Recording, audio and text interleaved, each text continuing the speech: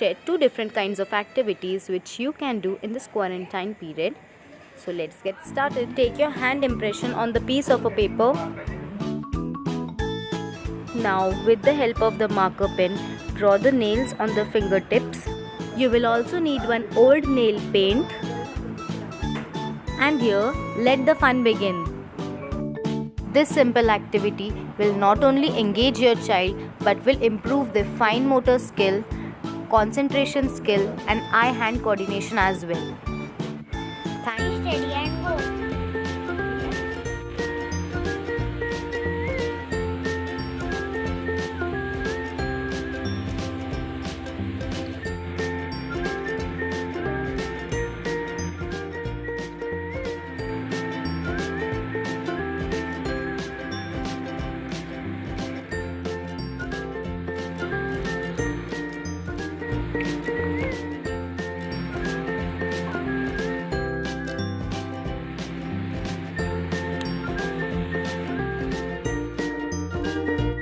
Like, share and subscribe Parency India and stay tuned for more quarantine activities.